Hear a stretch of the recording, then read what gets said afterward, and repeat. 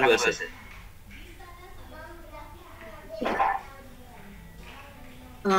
Assalamualaikum warahmatullahi wabarakatuh.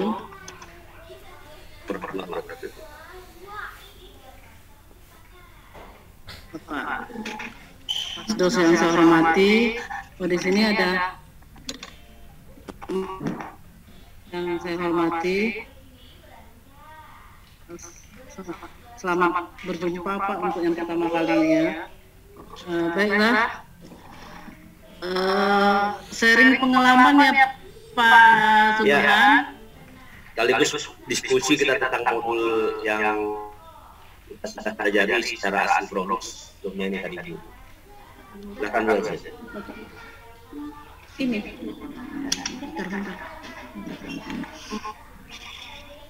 tentang pertama tentang PTM untuk tatap muka dan blended learning yang kita lakukan di SD 192 Pekanbaru. Untuk ini mau masuk 2 tahun sampai Maret tahun depan ya Bapak, start dari terjadinya COVID ini. Itu untuk tatap muka itu terjadi di awal 2021. Jadi selama 2020 itu kita murni daring. Untuk 2021 itu ada beberapa tatap muka. Nah, zona kecamatan kita merah itu kita kembali ke daring. Jadi selama pembelajaran ini kita menggunakan teknologi campuran itu. Kalau di apa ada istilah TIPEC Pak Subhan, Pedagogic Content Knowledge. Jadi ada beberapa guru yang melakukan itu di 192 Pak Subhan. Juga dengan adanya aplikasi ID Belajar, e-learning yang dari Kemendikbud dapat digunakan oleh guru untuk melakukan selain Zoom meeting lewat WA group, mereka juga melakukan ID Belajar yang Jimit-nya itu Pak Subhan. Nah, jadi melalui Jimit yang di ID Belajar, guru-guru lebih punya kreasi dan inovasi, karena aplikasi-aplikasi yang di sana banyak yang dapat digunakan oleh guru. Semua itu dikombinasikan antara online dan face to face. Itu yang mulai kita lakukan start dari 2021 Pak Subhan. Ya. Jadi secara tidak sengaja dan secara tidak sadar kita udah melakukannya. Secara sinkronus, sinkronus gitu ya. Iya Pak. Tadi kan yang di video tadi ditayangkan bahwasanya kebanyakan aplikasi yang sering digunakan dalam kegiatan sinkronus maupun yang asinkronus ya. Sinkronus biasanya bisa juga sih sebenarnya sinkronus itu Edmodo ataupun Google Classroom yang paling familiar dan paling mudah dan paling gitu. Iya betul Pak. Di ID Belajar yang Jimit itu Pak ada komplit di sana semua Pak.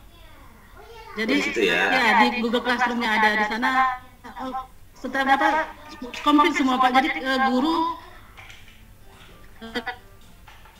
berkreatif dan inovasi di sana. Selain dari Edmundo ya Pak, yang 2020 kita tuh ada itu Ibu Iren melakukan itu. Ya, kendalanya ini mungkin juga nanti ini menjadi pelajaran tentang kawan yang lain. Anggaplah ini bagian dari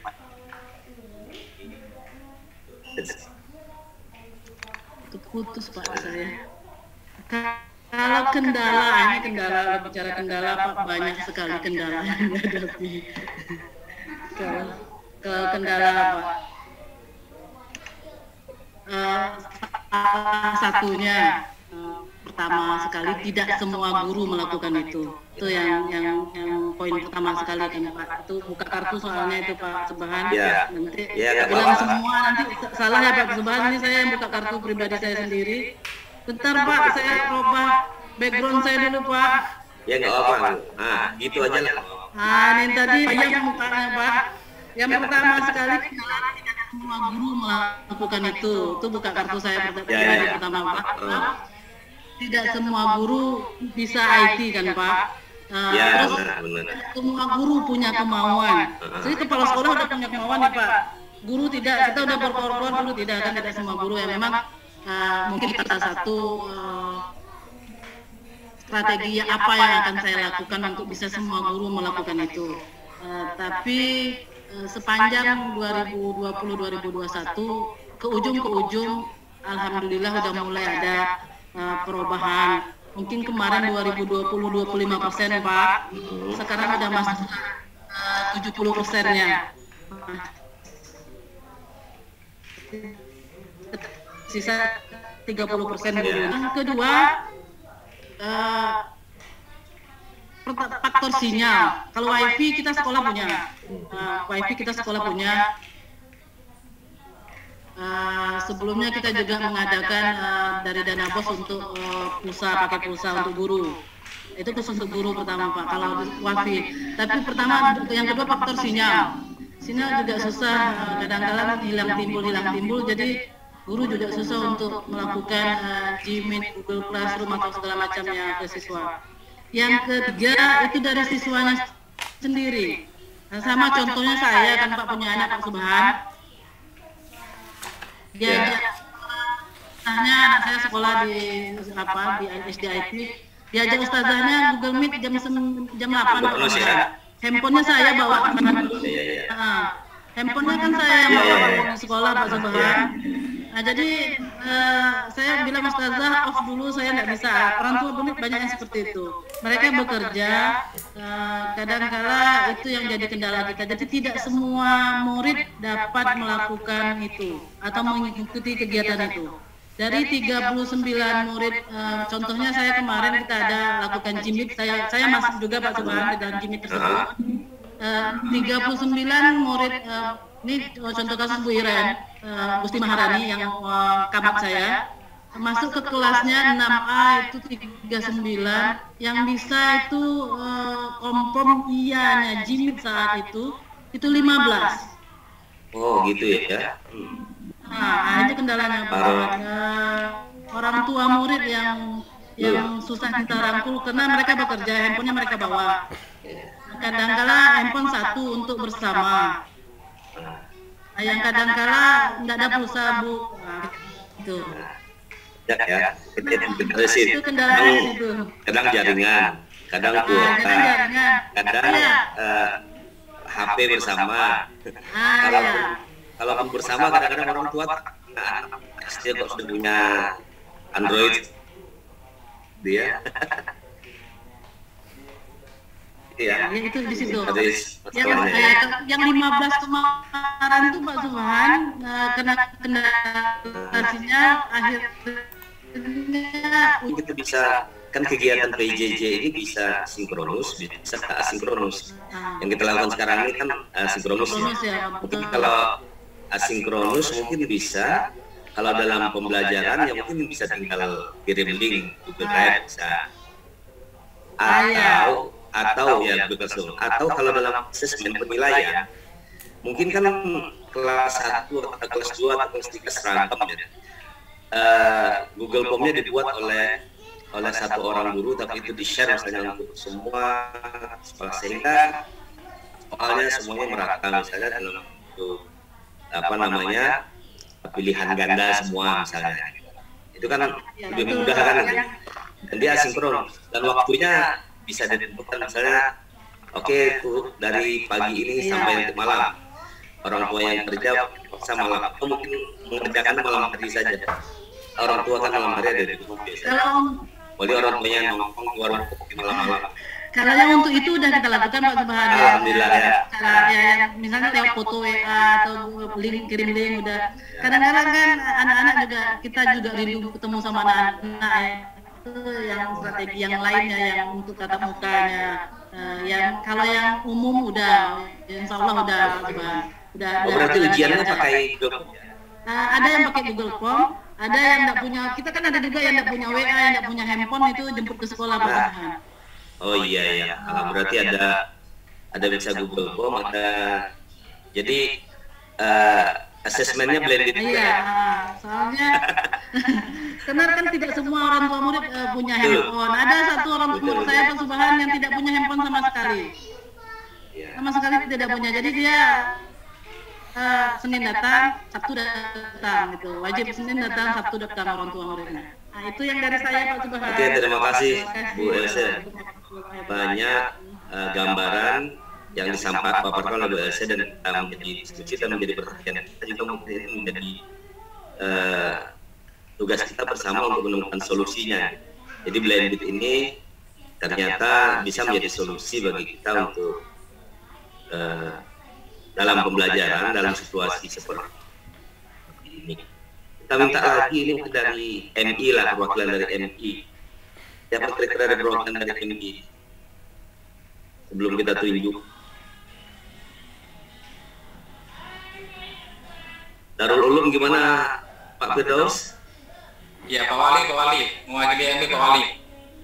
Silakan Pak Wali Kota. Itu belum, masih mute tuh, Wali. Masih di mute itu. Nah, dia biasa pakai asisten, sekarang pakai asistennya di rumah. Itu masih mute Pak Firdaus. Suaranya belum muncul. Pak Wali ya punya. Ini aja lah dulu. Pak Adi kan standby, siapa kalau saya belum apa. Ini aja sekolah kami tutup dulu nih ya. Oke, silakan. Pokoknya perwakilan MI adalah. Oke, terdengar suaranya kan? Alhamdulillah.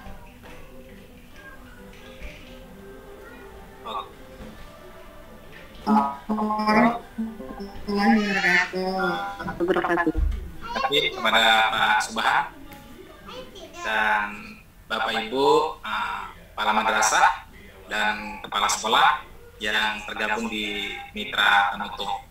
Mungkin tak beda jauh Pak yang disampaikan oleh Bu Else tadi berkaitan dengan blended learning. Itu mengkolaborasikan atau mengintegrasikan antara teknologi dengan kegiatan tatap muka, baik secara online maupun secara offline. Ya, mungkin tak beda jauh dengan apa yang disampaikan sama Bu Else tadi. Cuma kalau di MI Alikwan khususnya, ini Pak Subhan, ya, kalau di MI Alikwan ini kan karena kita swasta tak sama dengan sekolah negeri, tak sama dengan sekolah negeri. Kalau di sekolah swasta Pak Subhan ini ada kelebihannya. Kelebihannya apa? Ya, kita bisa menjual buku ya kepada peserta didik.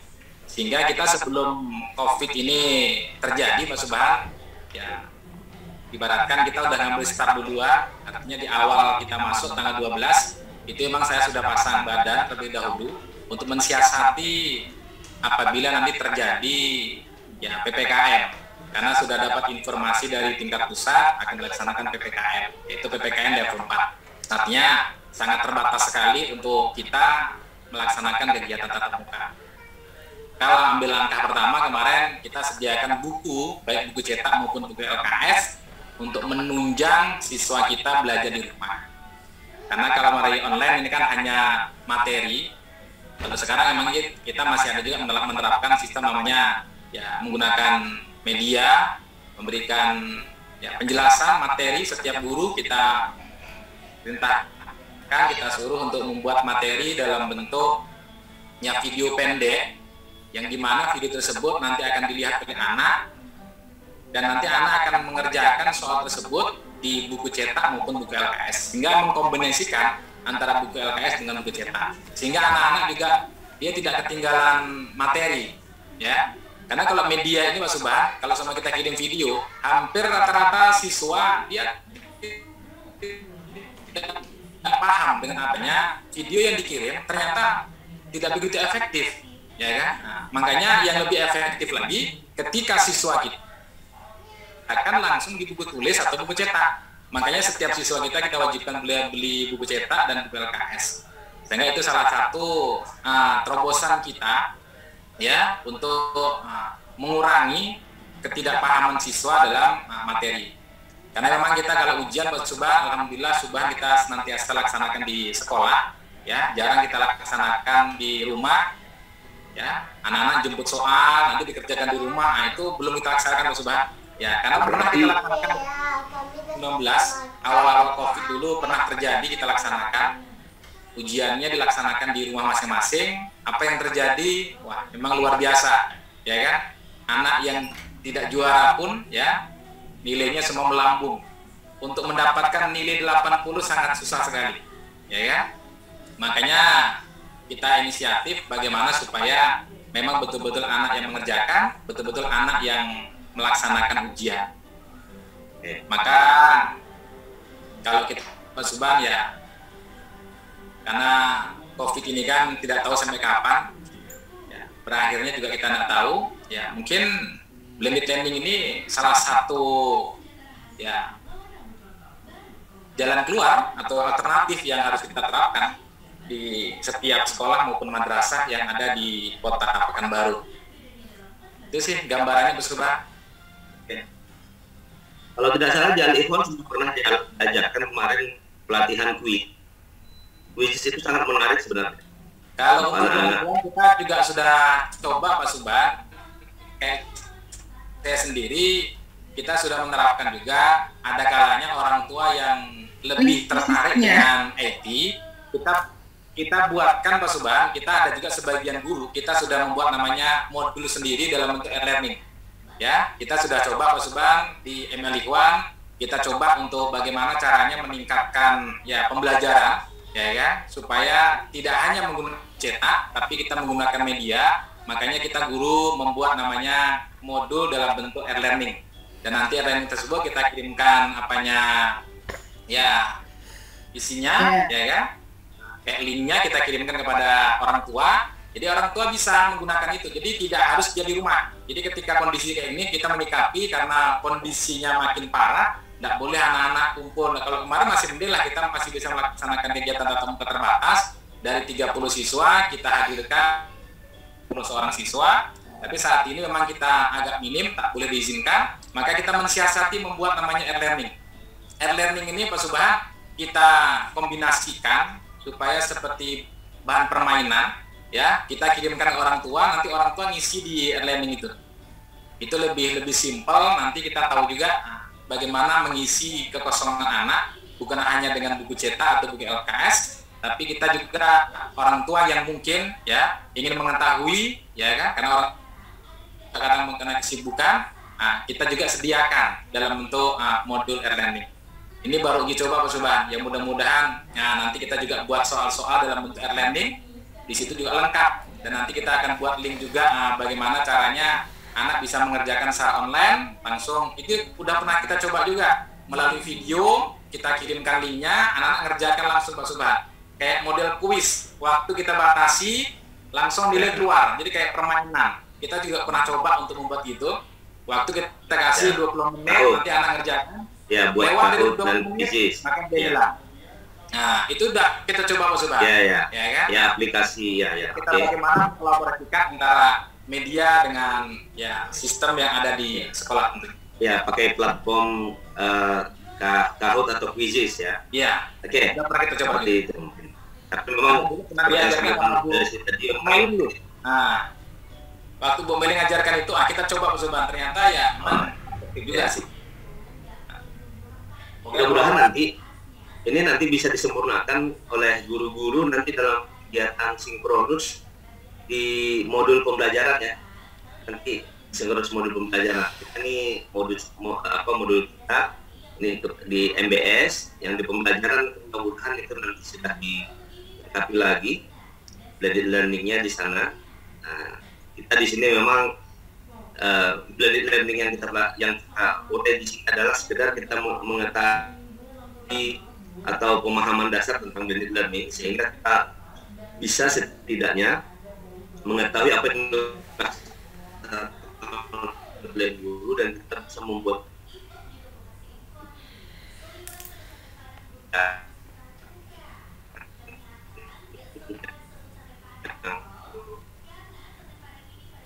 dan ini 5 yang seharusnya ini kita sudah masuk dalam kegiatan penjadwalan ini, membuat jadwal. Nah, karena dalam perlu kita pahami di sini dalam kegiatan kita kali ini, kita tidak hanya diskusikan tentang modul tadi.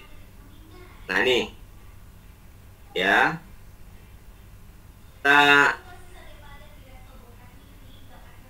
kita lihat overview proses pelatihan kita. Jadi kita merujuk pada penelitian yang di masa COVID-19 dan bacaan tentang blended learning ya. Kita pertama yang harus paham dulu langkah-langkah persiapan PTN berbasis, sudah kita bahas ini kemarin. Kemudian kebutuhan pendukung perencanaan pelaksanaan pembelajaran campuran. Nah ini sudah, kalau masih belum paham nanti silahkan dibuka lagi videonya tadi. Video tadi ya, silahkan dibuka linknya nanti, kalau rasanya sebagian sudah bisa membuka, mungkin belum ya. Kalau tidak bisa dibuka di HP Android, mungkin buka di PC ataupun laptop. Kemudian, nah ini dia nih yang kegiatan kita hari ini, mempersiapkan penjadwalan guru dan siswa dengan model pembelajaran campuran. Bagaimana kita membuat jadwal jadwal guru dan jadwal belajar siswa kelas ya dengan model pembelajaran campuran ini tadi. Dengan berharap kita produknya adalah pertama kita mengidentifikasi persiapan, kebutuhan dan perencanaan satuan pendidikan untuk pelaksanaan campuran pada pembelajaran. Itu yang kita identifikasi. Ini sudah kemarin. Sinkronus yang pertama kita ini. Nah, sekarang kita adalah menyusun skema penjadwalan guru dan siswa dengan mengadaptasi model pembelajaran campuran. Akan lihat nanti ini. Atau mungkin yang sudah buat setelah melakukan kegiatan sinkronus kemarin ada yang buat. Ya. Sudah yang buat, nanti kita tampilkanlah salah satu contohnya nanti. Kalau tidak ada yang dari Riau, kita tampilkan dari Jawa ataupun dari Jawa. Ya sudah copy itu. Baik. Nah, ini mungkin sekaligus tadi pemahaman tentang blended learning dalam diskusi. Kemudian, nah ini, dan nggak kira-kira yang mau berbagi? Silakan Bapak Ibu. Kalau ada kita share, kita kirim di grup.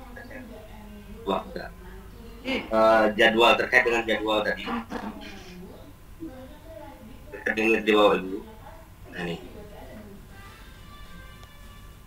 Ini skema penjadwalan guru dan siswa dengan mengadaptasi model pembelajaran campuran. Silahkan jika ada kita